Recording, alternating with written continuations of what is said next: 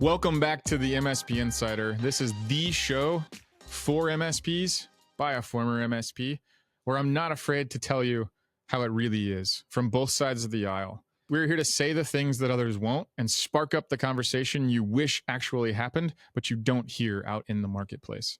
On this episode, we are going to talk about the metrics that matter, how to track and act on your MSP's performance. Today, we're going to be cutting through all that noise and focusing on the metrics that actually matter to your MSP's growth. I want you to forget about vanity metrics. This is about actionable insights, right? Now, I worked for 5 different MSPs, 7 different times. No, that math is not broken. Different time frames. I went back and forth a couple of times. The whole point of even saying that is that I was fortunate enough to operate probably underneath all of the banners of the industry best practices throughout that time over those 18 years. It doesn't matter if it was TruMethods, if it was C-level operations, now PAX 8 Academy, or OML, SLI, HTG, all of them, the peer groups I was in them, the groups I had them, the tools we ran our systems by them.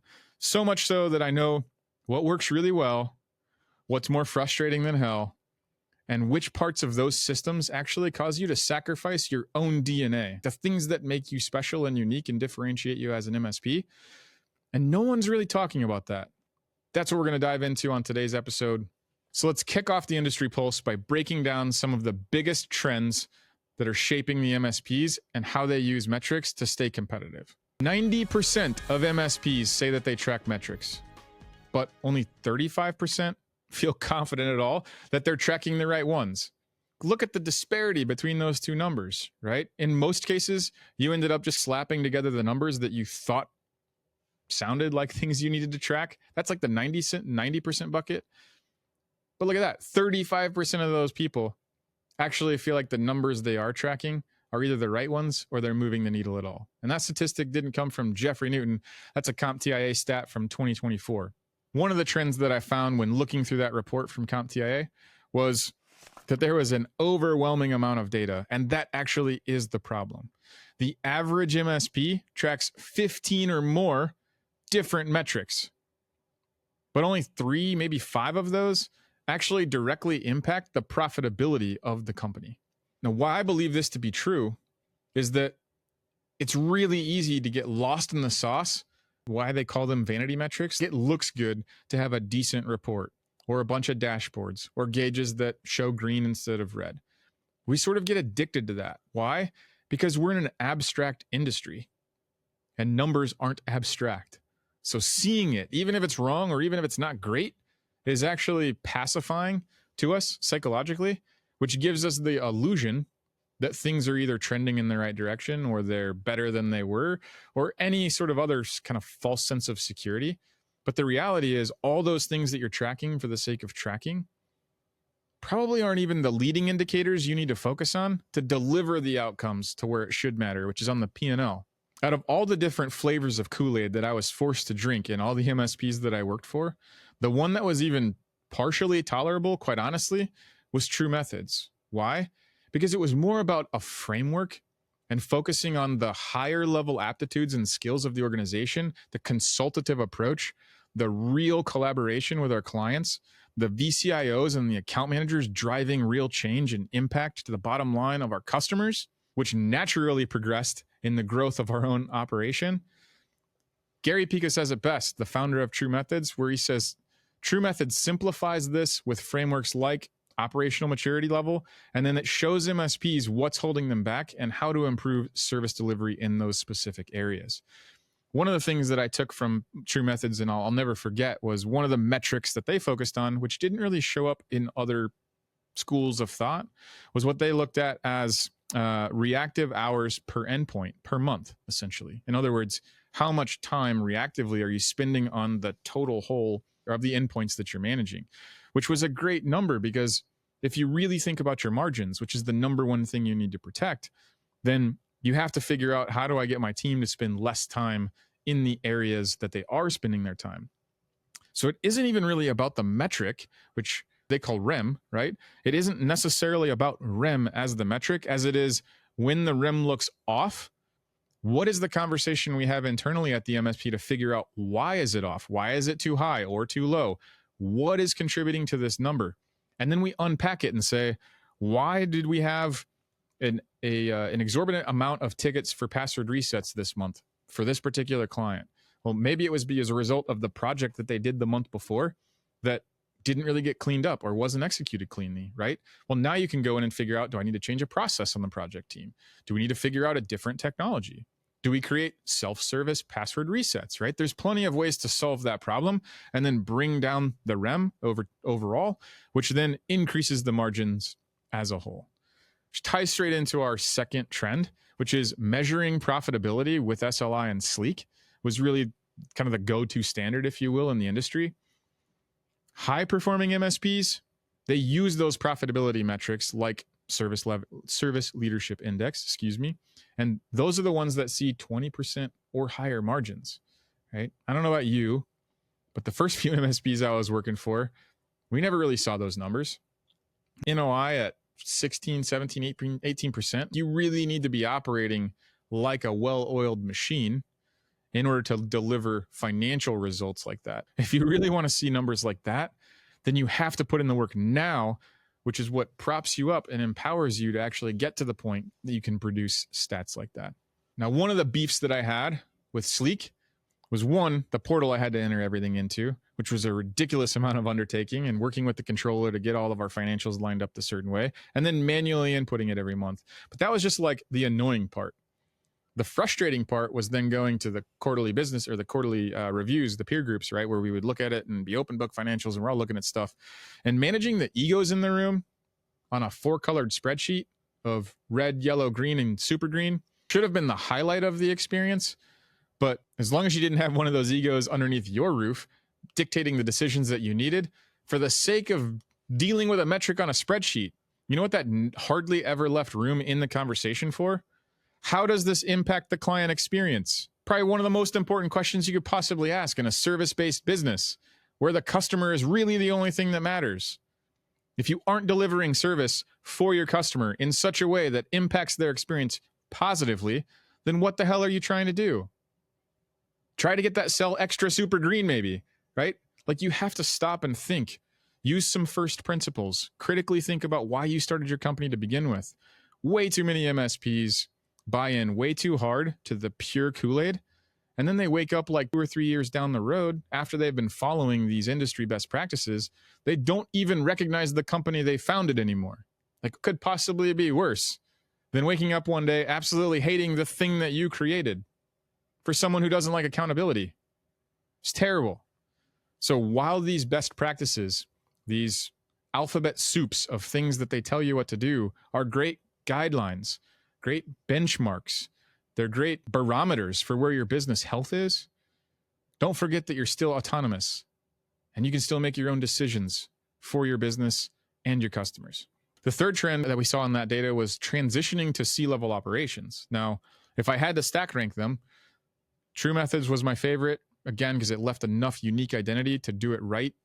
And by right, sure, that's subjective, but it was like the meaningful things that actually produced the ridiculous results that we saw. Fast forward a couple of years at a different MSP, we had adopted and rolled out C-level operations. Now, the thing about C-level operations, similar to TruMethods, is that it's actually rolled out through coaching as well. So like the process, here's the standard, here's the thing, but it was coached through and facilitated through so that you could actually keep the parts of your DNA that you wanted intact for your business and then implement the best practice your way. Inside the bumper bowling version of doing it, where they wouldn't let you way outside the rails, but you could still make it real. You could make it feel like you and not like the other 7 MSPs in your immediate market. And that's what I liked about the C-level experience. What this meant was getting out of the weeds and focusing more on the metrics that aligned to the business goals and not just the busy work of managing this stupid spreadsheet of metrics that we really didn't even necessarily believe in all the time, right? Because it wasn't important to our business. We intentionally set out to have slightly lower margins overall because we intentionally invested in additional bodies specifically for retention. So we knew we would impact that cell in the spreadsheet on the SLI model, but we also knew we were delivering a far superior client experience while our competitors in the same market were racing to the bottom to get super green in their cells. And what happened? Our business grew. To wrap this segment up, the right metrics don't just track what's happening, they actually tell you where to improve. Let's dive straight into the next segment, which is behind vendor lines. Now, don't forget, we use this segment in its entirety to peel back the curtain a little bit, let you see what it's like to be on the other side of the vendor and MSP line, but ultimately to bring you the harsh truth and the tough pill reality of how it really is. Again, we say the things out loud that others are unwilling to say. Let's start off right away by saying vendors love to sell you dashboards filled with pretty charts and flashy colors, but do those metrics actually drive results? I've talked a little bit about SLI as one of those, right?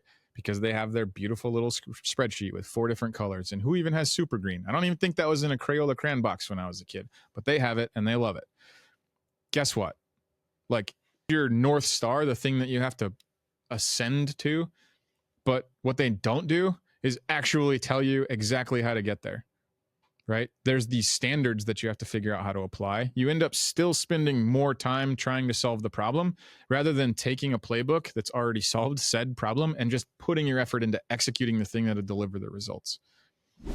And quite honestly, the reason they love those flashy charts and the dashboards and the metrics so much is that it gives a decent framework to frame a conversation to then have you feeling a certain way about your business without, again, really getting to the core of the matter and helping you figure out, well, that's great, Jeff, but how do I get it from red to super green?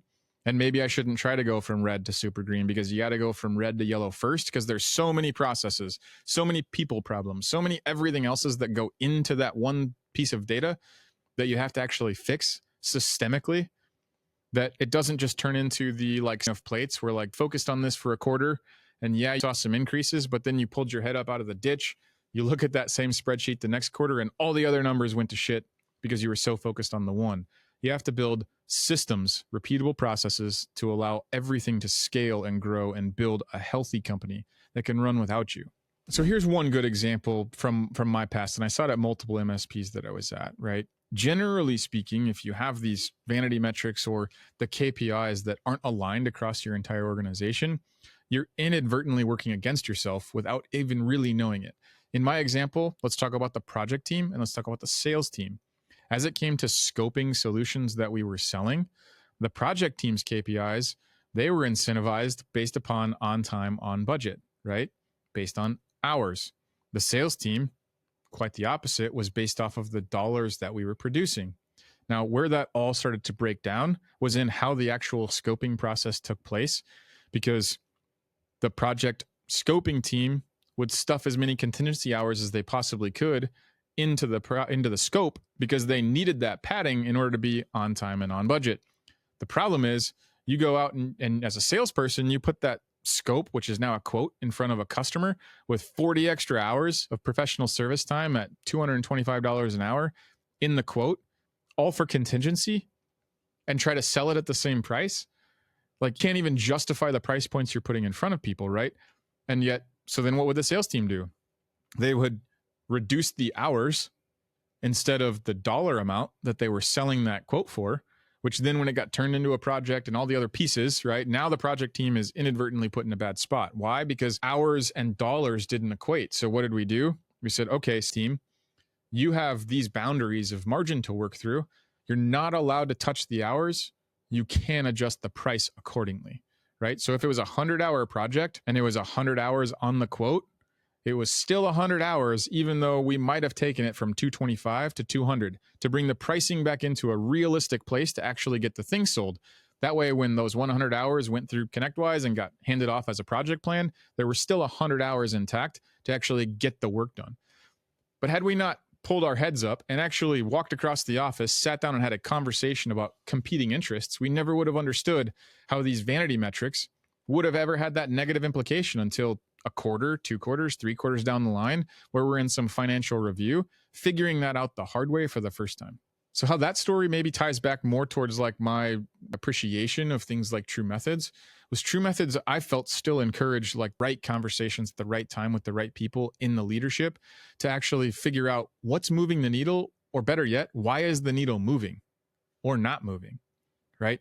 And a climate where it wasn't so blind to just following the metric for the sake of the metric inside a system that was disparate and disjointed and disconnected didn't take us 3 quarters to fix. It took us basically 3 weeks because we saw we weren't closing the deals, or these quotes were way off, or whatever the thing was. But we were able to see the problem, solve the problem, and come up with a mutually beneficial solution that worked for the company, which matters more than working for the industry best practice. And it still produced the result that we wanted, which was more quotes getting out the door at prices that customers were actually willing to pay for. And based off that story that I mentioned about TruMethods, it's probably no wonder that one of the people I looked up to and learned a lot from the outside in going through this process was Kyle Christensen. He always used to say that data was only useful if it actually drives decisions. Metrics, they actually need to tell a story. They don't just need to fill that dashboard, right? That made sense to me. That I could understand. That I could turn into something real and tangible and applicable inside my business immediately. I could look at this ridiculous dashboard that's just confusing, and I could say the one thing that actually mattered, maybe in this case, it was the REM number, right? Okay, so now I focused on that, and everything else sort of fell into place too. That's why I like people who bring some original thought to the problem that we're trying to solve and offered that framework, the ideology, the mindset that I could bring to this chaos of like following other systems. So let me leave you with this. You need to evaluate the tools and the metrics that you're following. And please do not follow them blindly. Are they actionable? Do they tell the story? Are they aligned with the goals that your business has? Do they support the priorities that you have for this year, for this quarter, for this week? If not, it's okay to chart your own course, to carve your own path, to do the thing that's right for you. And for the vendors out there, stop selling data overload. The last thing anyone else needs is another freaking spreadsheet.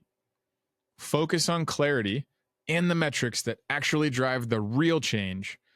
Let's stop it with the crazy amount of noise that all these metrics create, and let's just deduce it down to the things that actually matter. What are the few leading indicators that you can focus on relentlessly, consistently, every single day? And when you do, those numbers take care of all the other numbers. So now let's move into my favorite segment of the show, because we get to be as spicy as we want, and that is hot takes. The segment where we throw down bold opinions, say the things that matter most and that other people are too afraid to say about the myths that exist inside our space. I'm going to walk through 10 different hot takes, and I'm going to rate them either overrated or underrated based upon my opinion and my opinion alone, which I suppose is still backed by 18 years of experience inside MSP, but it's my opinion. My grade school teachers used to tell my parents at parent-teacher conferences that I was too opinionated. That hasn't left. Number 1, NPS scores, which stands for Net Promoter Scores if you don't know that. It is the ultimate metric for MSPs, which is as overrated as it could possibly be. That, more than anything, is a freaking vanity metric. It's been around way too long inside a world where it doesn't actually track enough context to be meaningful enough. Here's the point that matters. If clients are leaving you, what good is their high score, right? You need to actually dive into the qualitative data and figure out, what is the sentiment of my clients overall, right? What are we measuring across all of our clients? Did they have 100? Did we issue 100 surveys to them in the last quarter, but they only filled out 1, but that 1 was a 5-star? The hell does that mean? 99 of those other surveys are probably frustrated people. So don't be surprised if they leave next month. I could pick this apart all day, but we'll leave that one right there. Number 2, operational maturity level, OML, is outdated. This is really, quite honestly, underrated. And that's coming from, again, an opinionated person who kind of doesn't necessarily care for the authority at times too, right? So anytime I was placed inside a box, it was always uncomfortable. But what I can tell you is that OML did offer a framework to make the company evolve, kind of put on their big boy pants, if you will, and figure it out. And so it's not that it's outdated, it's that it's either underutilized or poorly implemented. OML actually offers you a roadmap for what growth should look like and how you can get there. Number 3, tracking ticket volume is critical. And quite honestly, I think this one goes straight to the heart of just, again, being overrated. Ticket volume doesn't really tell you if you're solving the problems or if you're creating them, right? It's a data point in a vacuum. Outside of the context of what's going on around the ticket volume, it really doesn't tell you anything. More importantly, when I took over the support desk at one of those MSPs, I went over 7 years of back history data, and I found over those 7 years, which had 3 different teams rolled in over the course of that time, so it wasn't a people thing, was that every single day, on average, we would only ever close plus or minus 10% of what was opened, right? So if you just monitored that trend, it didn't matter if we got 200 tickets that day or if we got 100 tickets that day. Generally speaking, and the metric held true, we would only close plus or minus 10% of the number that was opened anyways. And so what does the volume really tell you if you don't understand the rest of the context around it? Number 4, SLI and SLIQ are just buzzwords. As much as I hate to say it, this one's underrated, right? Personally, I hated it. I hated living inside this system, but at the same time, the results were proven through leveraging the system to see the results. They are frameworks that will show you what is profitable and what's not, where your numbers are and where they stack up. It gives you the information you need to make the decisions for your business that you otherwise wouldn't know. Oftentimes people will say that you need to know your numbers. And that's the truest piece to take out of that, is that if you don't know what they are, you don't know how to impact them or know what's affecting them as they sit. Number 5, utilization rate is the most important operational metric. Quite honestly, I think that one's overrated, guys. High utilization often means burnout. Efficiency is what moves the needle. It's what matters more. So you have to figure out, is it really the utilization that I want, which is basically like I'm setting the bar here and I need you to put enough time entries in to meet the thing? Or is it how efficient can you be in the time that you're actually in the chair? Which one of those 2 realities would you want? The beatings will continue until morale improves? Or holy shit, this is a pretty awesome day, right? What do you want for your team? Think about how you're measuring it and think about the way that you're driving the efficiency through your business. Number 6, weekly metric reviews are better than monthly metric reviews. If I could, I would even put this as daily, right? It's so underrated that you need to know exactly where you are, because how can you impact it or affect it if you don't have your eyes on it? Weekly reviews let you course correct a lot faster than monthly, because monthly is going to bleed into your quarterlies. Whereas if you're dealing with it in a weekly basis, you can affect your financials on a monthly basis and stack that times 12 instead of 4. And you're going to have a far better end result at the end of the year. Monthly is way too late to have a feedback loop to implement the change. You're not going to see those changes for 2 months after that, right? So just shrink the window, give yourself more opportunity to win. Number 7, revenue growth is the best indicator of success. Unfortunately, and this is speaking from running sales teams for 8 years inside MSPs, that one's overrated, guys. Growth without profitability is just a house of cards.